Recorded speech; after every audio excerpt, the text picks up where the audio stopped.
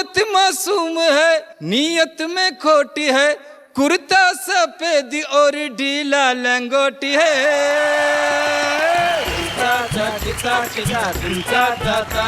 और 2014 में कांटे की हो टक्कर, सांसद न कोई आए, बिगड़ा हुआ कैरेक्टर अनशन पे लेके आऊं और सबको मैं सिखाऊं क्या चिंता था चिता चिता चिंता था। कॉमेडी के वीडियोस देखने के लिए हमारे चैनल को लाइक और सब्सक्राइब करें।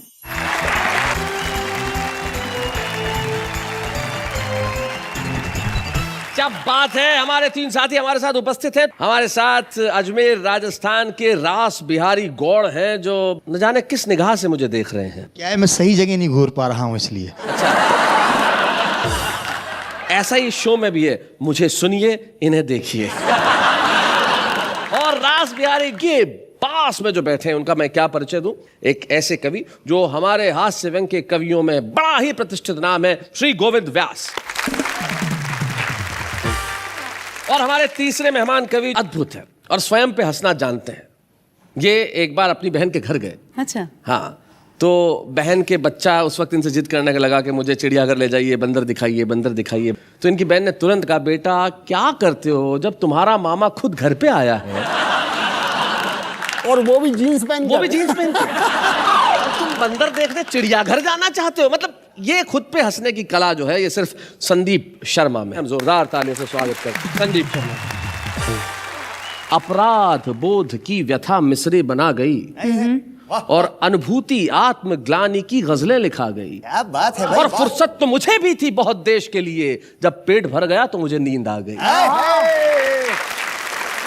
और जिन्होंने ये पंक्तियां रची वो हमारे बीच उपस्थित है। मैं चाहता हूं गोविंद व्यास आए और हम उनके लिए जोरदार तालियां बजाएं।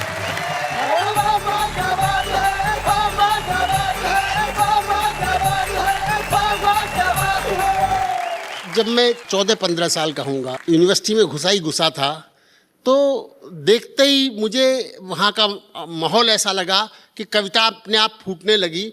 और कैसी कविताएं फूटी जी कि सोमवार को आंख लड़ी थी, मंगल को बीमार हो गया, बुधवार को दिल दे डाला, बृहस्पति को दिलदार हो गया, शुक्रवार को वो भी हंस दी, शनिवार को प्यार हो गया, पर संडे की छुट्टी पड़ गई, सब कुछ बंटादार हो गया।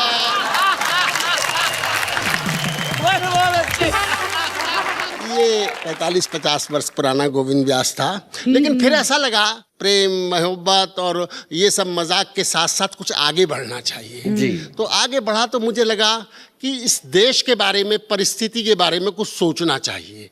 तो मैंने एक ऐसे व्यक्ति की दुर्दशा का सुखद चित्रण किया है। दुर्दशा का सुखद चित्रण किया है कि जो चुनाव लड़ता है और लड़ने के बाद हारता है और हारने के बाद उसकी क्या सदगति होती है, उसको आप मजा लीजिएगा। जी जी। कि मैं हार गया, मैं हाय इलेक्शन हार गया। हाँ। मुझको ऐसी उम्मीद न थी, यूं मेरी खाट खड़ी होगी।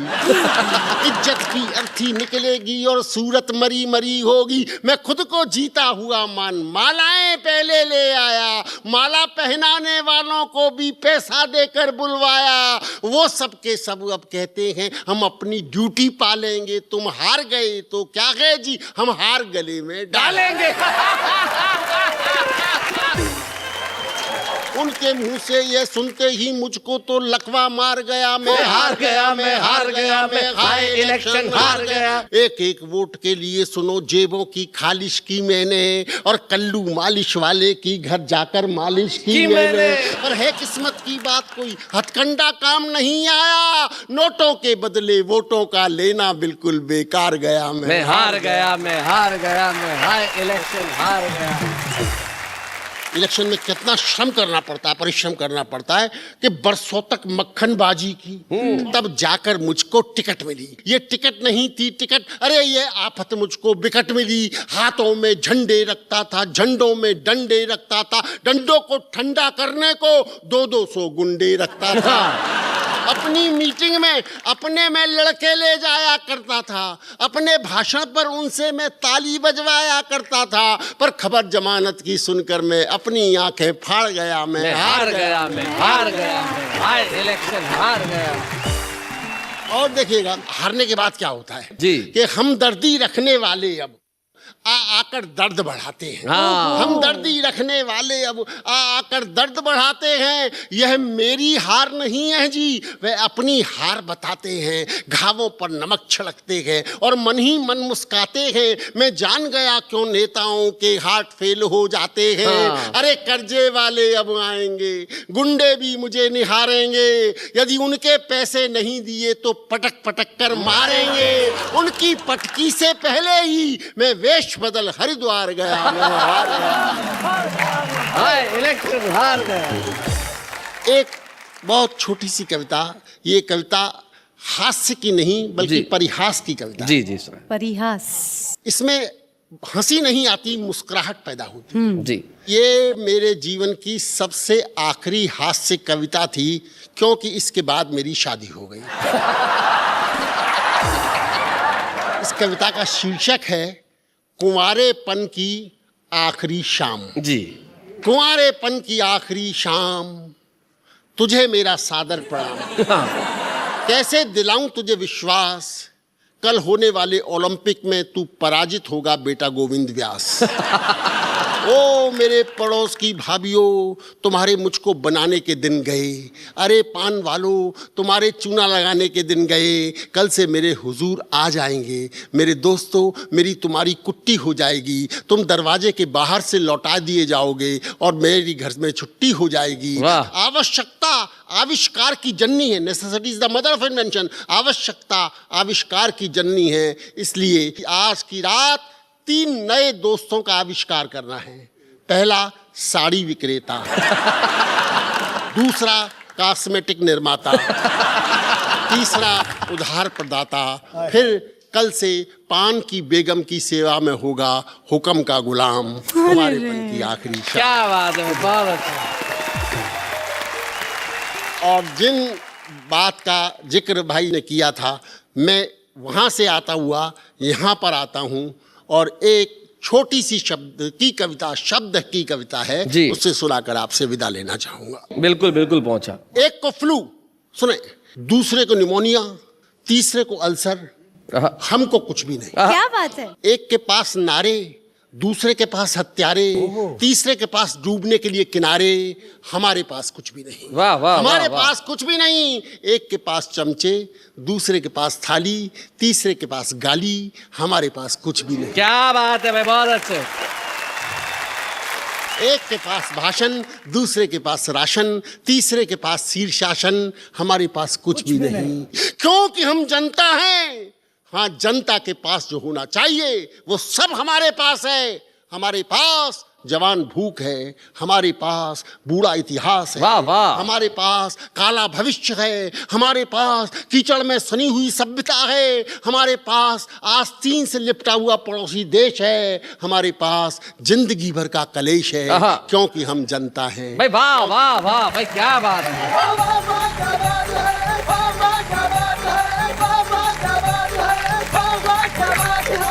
भाई सारी दुनिया के पास बहुत कुछ हो सकता है। उनके पास तरक्की है, उनके पास तकनीकें हैं, उनके पास शायद दुनिया में बहुत सम्मान है, लेकिन हमें खुशी है, हमारे पास सब कुछ है क्योंकि हमारे पास आप जैसा मेहमान है। भाई क्या बात है। 50 साल बाद भी ये जो तेवर है वो वैसे ही है। तब एक शेर, सिर्फ एक शेर याद आता है कि मियाँ मैं शेर हूं, शेरों की गुर्राहट नहीं जाती। मैं सिर्फ आपके लिए कहना चाहता हूँ कि मियाँ मैं शेर हूं, शेरों की गुर्राहट नहीं जाती। मैं लहजा नर्म भी कर लूं तो झुंझलाहट नहीं जाती। कई बार जो कस्बाई कवि सम्मेलन होते हैं उसमें बड़ा कमाल का काम होता है। जो शुरुआत में जो अनाउंसर आता है, वो बड़ी कमाल की बातें करता है। वहां कह रहा है देखो भैया अपने सब कवि आ गए, नहीं इन सब का पेमेंट भी हो गया है, तो अब ज्यादा मचमच होने वाली नहीं है, तो अपन महफिल रोशनदान करते हैं। रोशनदान। हाँ, इसमें अपने पहले जो सबसे पहला कवि आया वो बहुत जोरदार है। कौन सा? ये जो कोने में बैठा है ना, ये मस्त जीन्स वीन्स पहन के, ये बहुत मस्त कवि है। पिछली बार इसने 1500 रुपए लिए थे, बहुत मजा दिया था। तो इस बार इसने बोला मेरे को 1700 देना, तो अपन भी तैयार हो गए 200 रुपए एक्स्ट्रा के लिए। भाई 200 रुपए एक्स्ट्रा में जब चीज अच्छी मिल रही है तो अपन का वो कंजूसी करे, तो बुलाते हैं संदीप शर्मा। जरा जोरदार तालियां बजाइए।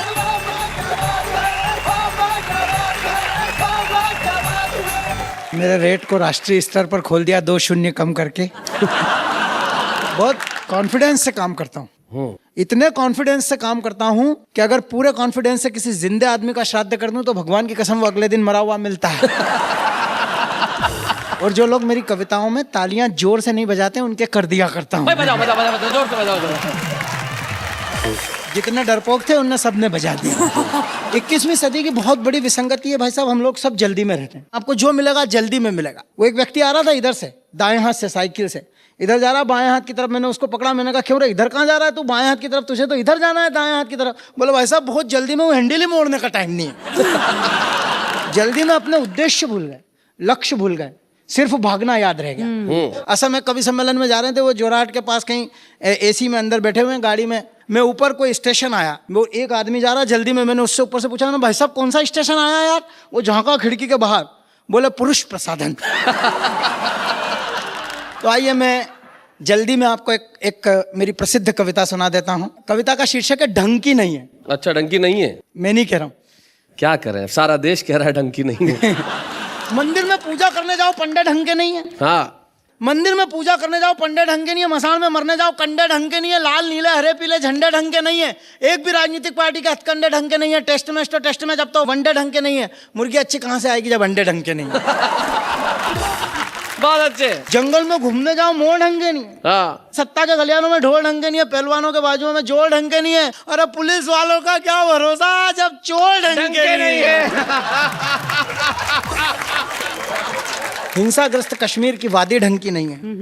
बहुत मेहनत से धोई पर खादी ढंग की नहीं है। लगता है इस देश की आजादी ढंग की नहीं। क्या बात है, वाह वाह वाह वाह, क्या बात है। बहुत अच्छे। यथार्थ तो यथार्थ, सपने ढंग के नहीं हैं। दुश्मन क्या बिगाड़ लेंगे यार, अपने ढंग के नहीं। क्या बात है, वाह वाह वाह। खुशियां तो खुशियां गम ढंग के नहीं है, पर किस किस के नाम से रोए यार, हम ढंग के नहीं। क्या बात है भाई, बहुत अच्छे। इस सारी सृष्टि की संरचना ढंग की नहीं है, पर घर जाके मत कहना संदीप शर्मा धार वाले की रचना ढंग की नहीं है। क्या बात है, वाह वाह वाह।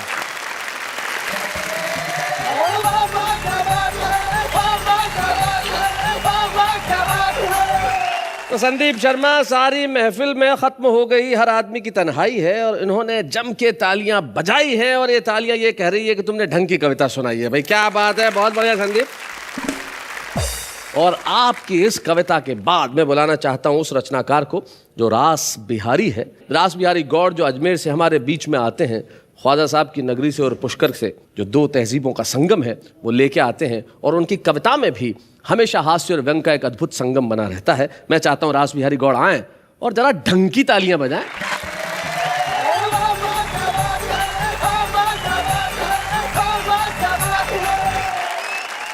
मैं आपको मेहमान बनने की छोटी सी कथा सुनाता हूं, क्योंकि मुझे भी लगता है, आप सभी को लगता होगा ब्राह्मण के बेटे हैं, हमें भी ब्राह्मण के बेटे हैं, मेहमान कोई बना ले। मैं अपनी कहानी, मुझे भी मेहमान बनने की जैसी और मैंने मेहमान बनने की ठानी जी।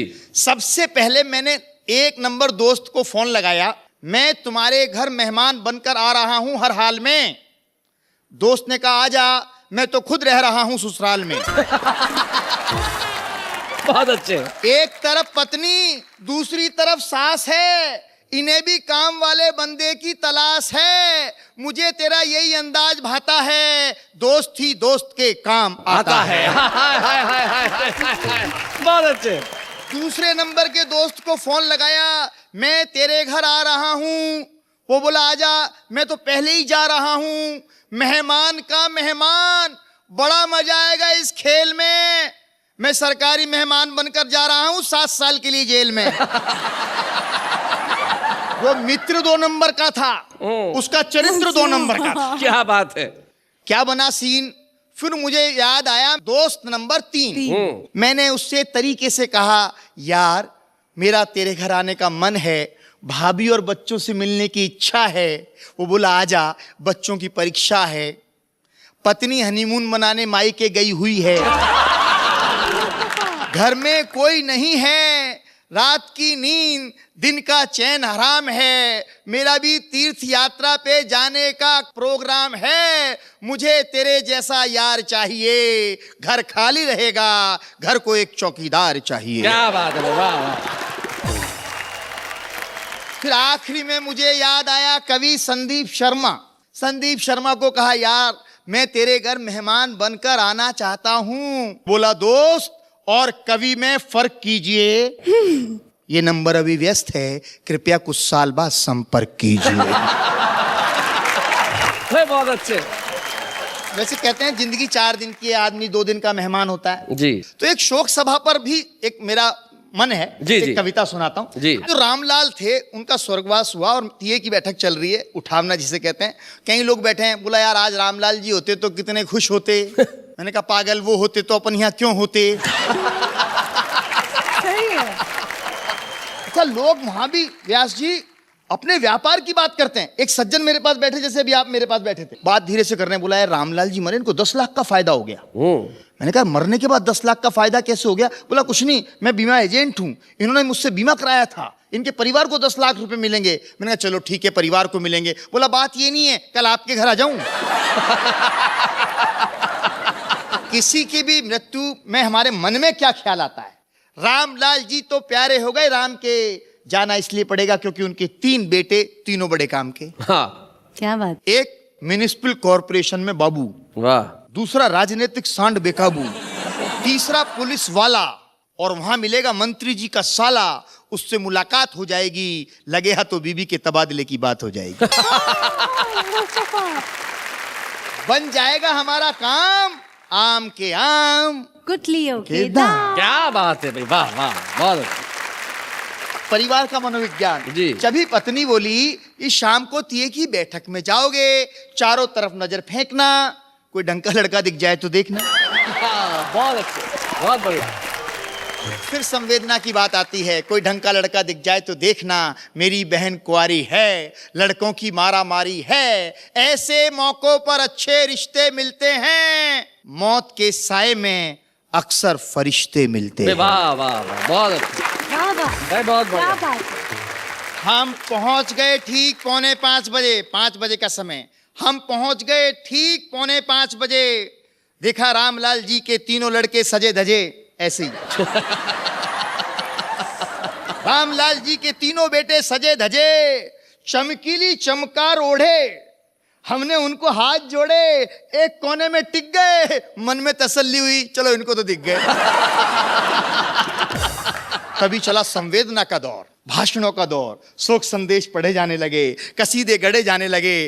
रामलाल जी के एक दोस्त श्यामलाल जी उनके लिए बोलने लगे, बोलकर पोल खोलने लगे।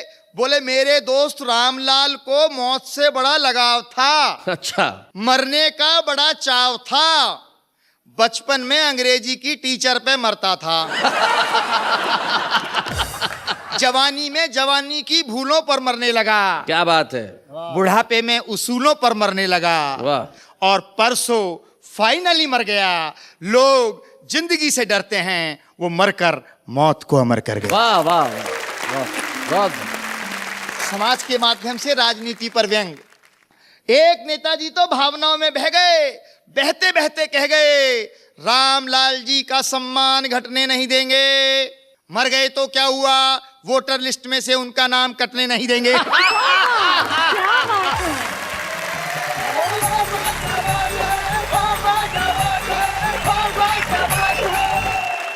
बहुत बढ़िया रास बिहारी गौड़, क्या बात है। आपने कविता कहाँ से प्रारंभ की और जिस मोड़ पे ला के छोड़ी, सचमुच संवेदनाओं का हाल यही हो गया। तब एक शायर खूब शेर कहते हैं कि एक दवात एक कलम हो तो गजल होती है, एक दवात एक कलम हो तो गजल होती है, जब ये सामान बहम हो तो गजल होती है। भूख, गरीबी, मुफलिसी, मरज, बुढ़ापा, औलाद, दिल को हर किस्म का गम हो तो गजल होती है। क्या बात है। वैसे एक बात बताना चाहूंगी, मारवाड़ी लोग, आप हमेशा मारवाड़ी मेहमानगिरी, मारवाड़ियों के विषय में कहते रहते हैं जी। आपके घर भी मेहमान आते होंगे तो आपको बहुत परेशानी होती होगी ना, ये खिलाओ वो खिलाओ, हाँसा नासा। जी नहीं, मेहमान आते तो परेशानी हमें क्यों? क्यों? परेशानी उसे। कैसे? जो आए, मेरे घर मेहमान आए तो मेरे पिताजी ने कहा इनके लिए कुछ लेके आ, मैं टैक्सी लेके आ गया। इससे बढ़िया मेहमान नवाजी क्या होगी बताइए। लेकिन आपने ये जो मेहमान नवाजी का नया लफ्ज हिंदी भाषा को दिया है, मेहमान गिरी, गांधीगिरी, जी जी जी, गुंडागिरी, दादागिरी, मेहमानगिरी। भाई वाह वाह, अरे हिंदी साहित्य आपका सदैव ऋणी रहेगा। अपने मेहमानों के वहाँ मेहमान जाते होंगे तो क्या हाल होता होगा, कविताओं से ही पेट भरता होगा। अरे नहीं नहीं, बड़ी मेहमान नवाजी करते हैं एक दूसरे की। जैसे रास बिहारी गए संदीप शर्मा के घर, अच्छा, जब खाना परोसने की बारी आई तो संदीप जी की पत्नी आके संदीप जी के थाली में फुलका डालने लगी। तीसरा फुलका डाला तो संदीप जी कहा, क्या समझती क्या है तू, 3 फुलके खाऊंगा मैं, क्या कोई जानवर हूं, रास बिहारी जी को दीजिए। जब दाल की बारी आई तो कहने लगे, इतनी दाल तू क्या समझती है, कोई सीधा साधा इंसान कभी इतनी दाल एक साथ खा सकता है, रास बिहारी को दीजिए। ऐसी बातें सुनने के बाद उन्हें तो संतुष्ट होना ही था, कविताओं की जरूरत नहीं पड़ी, वैसे ही पेट भर गया। क्या स्टाइल है। हाँ, ये तो स्टाइल होता ही है, और कुछ कवियों में खास स्टाइल होता है, अलग किस्म का। हमारे जो आज हमारे मेहमान साथ में हैं, जो उम्र में कम है लेकिन उनके पास अपना एक स्टाइल है, और स्टाइल ऐसा है कि यूं तो वो मोहब्बत की शायरी करते हैं लेकिन कभी कभी लोकगीत जनगीत भी लिख लेते हैं। चाहते हैं हम कि उन्हीं से सुने। हमारे बीच में आ रहे हैं तुराज।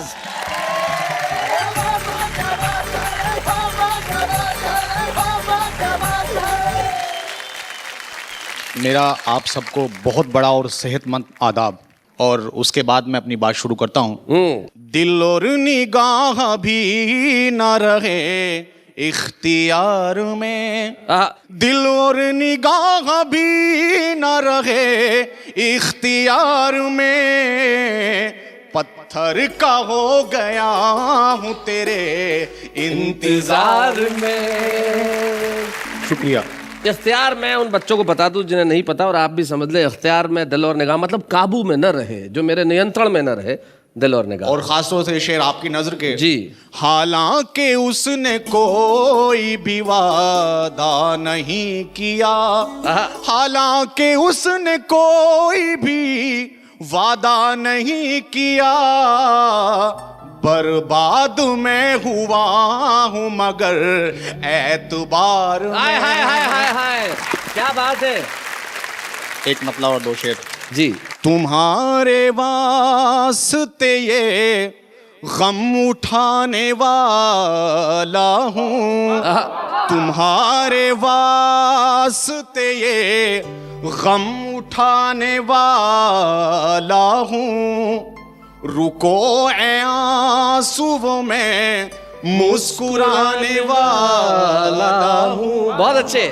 उदासियों से कहो जश्न कल की शब कर लें, उदासियों से कहो जश्न कल की शब कर लें, मैं रोज रोज कहाँ मुस्कुराने वाला हूँ।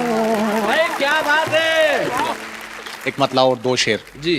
खुशी हमदम अगर होती मुझे रोने को क्या होता, वाह।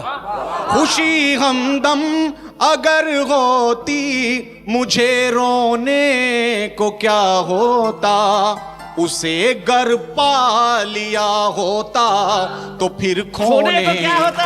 क्या बात है। वाह वाह वाह।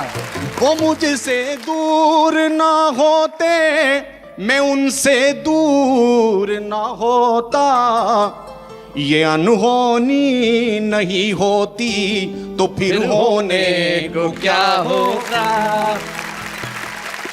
और आखिरी शेर। जी। यूं ही बंजर पड़े रहते तुम्हारे खेत सदियों तक, यूं ही बंजर पड़े रहते तुम्हारे खेत सदियों तक, मैं मिट्टी में नहीं मिलता तो फिर बोने को क्या होता। वाह वाह वाह।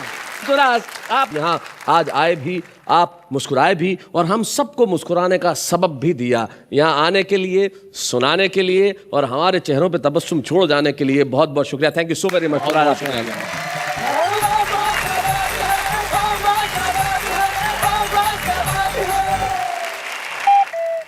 अब क्या देख रही हैं आप? एक मेहमान गए, 3 मेहमान बैठे हैं। हाँ। अब और क्या है, क्यों छुपाते क्यों हैं आप हर वक्त? देखो भाई, छुपाना इसलिए ज़रूरी होता है कि हर चीज़ इस तरह से दिखाई तो नहीं जा सकती। भाई इंतज़ार में जो मज़ा होता है वो कितना, जैसे तुम्हारा रिजल्ट आने वाला होता था, तुम्हें पता होता था कि तुम पास नहीं होगी, लेकिन इंतज़ार तो करती थी। बताइए ना प्लीज, मेरे इंतजार की घड़ी कब खत्म होगी? कौन से हैं हमारे दूसरे मेहमान? दूसरे मेहमान मतलब? ये छुपे रुस्तम मेहमान जी। अरे तो इतनी बेताबी क्यों है? कविता सुनाने आ रहा है, रिश्ता करने नहीं आ रहा है। भाई ये तो ऐसा इंतजार हुआ जैसे किसी लड़की को जब लड़का देखने आने वाला होता है तो वो दरवाजे के पास जो खिड़की बनी होती है उसका पर्दा हटा के बस राह की ओर निगाह तकती है, कब आएगा, कब आएगा, कब आएगा। लो आ गया शैलेंद्र शैलू।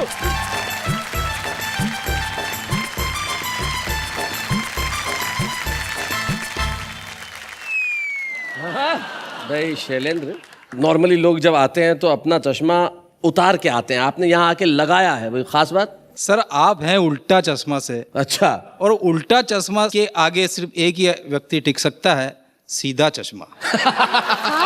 बहुत अच्छे। आनंद और मस्ती के मूड में रहिएगा जी।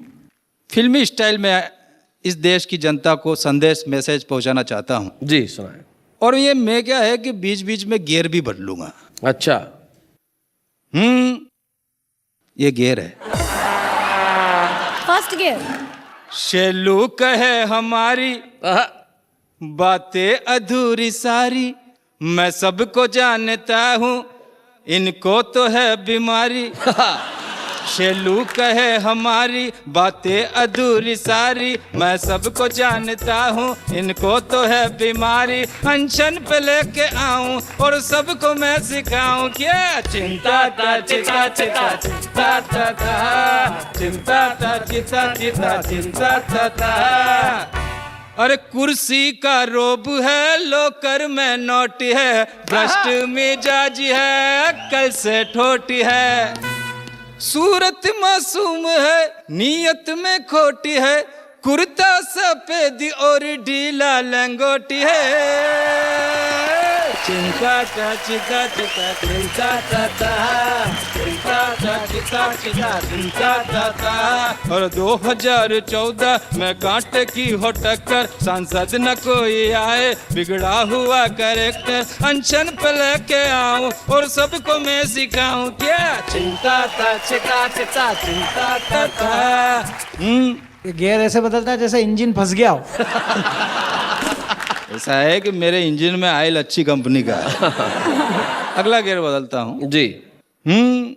अरे भ्रष्टों को अब कोई चुनना ले, चुनना ले रे कोई चुनना ले। बिना शेड़ों को अब कोई चुनना ले, चुनना ले रे कोई चुनना ले।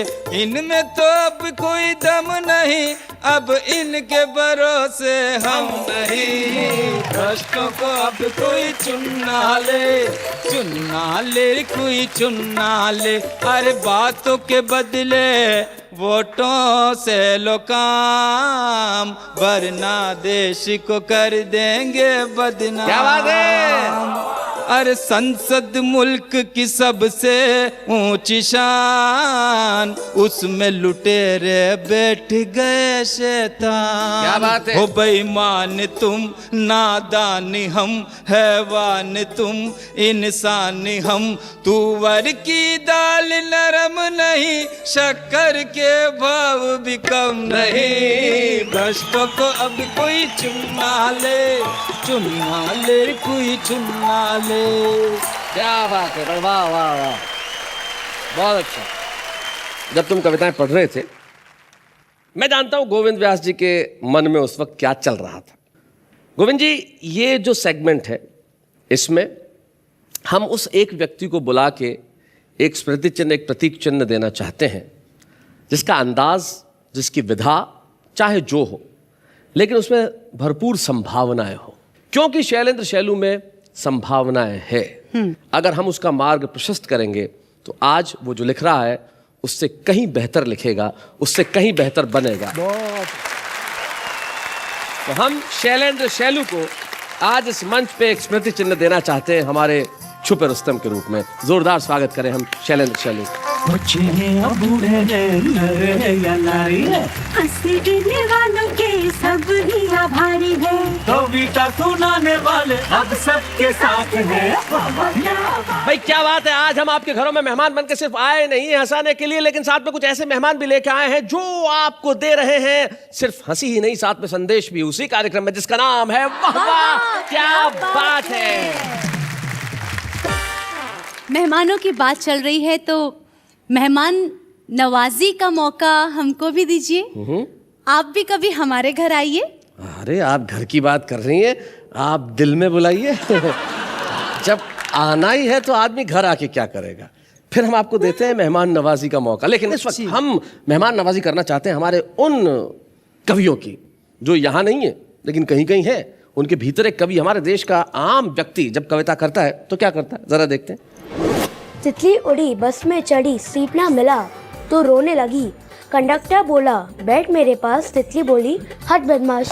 तुझे पाने के लिए मैं कुछ भी करूँगा, तेरे प्यार में जीऊँगा, तेरे प्यार में मरूँगा, फिर भी तू ना मिली तो कोई गम नहीं। ये फार्मूला मैं किसी दूसरी पे ट्राई करूँगा।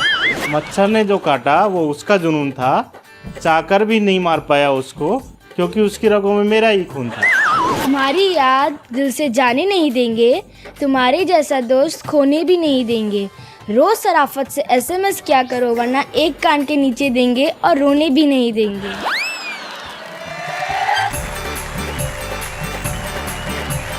किसी एक कवि ने बहुत खूबसूरत लफ्जों में कहा है कि कविता लिखना सरल नहीं है, पूछो इन फनकारों से, ये सब लोहा काट रहे हैं कागज की तलवार। क्या बात है। और हमारे बीच में एक ऐसे कवि उपस्थित हैं जिन्होंने कई वर्षों तक और कई वर्षों से अपनी काव्य यात्रा में हजारों लाखों करोड़ों दर्शकों को सिर्फ कविता ही नहीं सुनाई, अपनी छाप छोड़ी। दास बिहारी गौड़ और संदीप शर्मा जिस ज़माने में बचपन में स्कूल जाया करते होंगे और कविता का कीड़ा उनमें पहली बार पनपा होगा, तब उन्होंने निश्चित तौर पे गोविंद व्यास जी की कविताएं सुनी। और आज गोविंद व्यास जी इस मंच पे उपस्थित हैं और हम लोग आज इस वाह क्या बात है कि मंच पे आपको सम्मानित करके हिंदी कविता का सम्मान करना चाहते हैं। हम जोरदार तालियों से स्वागत करें गोविंद व्यास जी।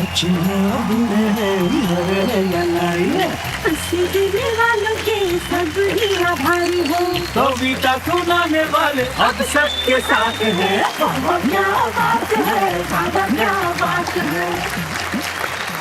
हमारी एक परंपरा है कि जब भी हम किसी कवि को यहाँ सम्मानित करते हैं उसके परिवार का, उसका कोई प्रियजन यहाँ उपस्थित होता है। गोविंद व्यास जी की पत्नी अस्वस्थ होने की वजह से नहीं आ पाई, तब इन्होंने कहा कि मेरा सहायक, मेरा निजी सहायक, मेरा पीए जो पिछले 17-18 वर्षों से मेरे साथ है, वो मेरे लिए मेरा परिवार ही है। हम गोविंद व्यास जी के सहायक श्री मीनलाल, जिसे गोविंद व्यास जी प्यार से रामू कहते हैं, उसे यहाँ बुलाएं। गोविंद जी एक बार इतने अस्वस्थ हुए थे कि उन्हें पक्षाघात हो गया था और पैरालिसिस हो गया था और उस वक्त अपनी सारी याददाश्त वो खो बैठे थे। तब रामू ही था जिन्होंने फिर से इन्हें क ख ग 1 2 3 की गिनती सुनाई और सिखाई और याददाश्त लौटाने में बहुत बड़ी भूमिका निभाई। क्या बात है। तो रामू, आप क्या कहना चाहते हैं अपने सर के बारे में?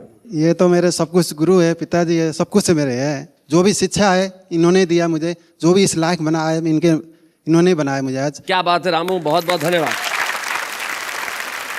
जाते जाते शकील जमाली साहब के 2 शेर मुझे याद आते हैं जो कहना चाहता हूँ। वो कहते हैं कि खाने को तो जहर भी खाया जा सकता है, खाने को तो जहर भी खाया जा सकता है, लेकिन फिर उसको समझाया जा सकता है और सबसे पहले दिल के खालीपन को भरना पैसा सारी उम्र कमाया जा सकता है। तो हम दिल के खालीपन को भरने के लिए आएंगे, आपको कविताएं सुनाएंगे और आप हमारे साथ यही कहेंगे वाह वाह क्या बात है।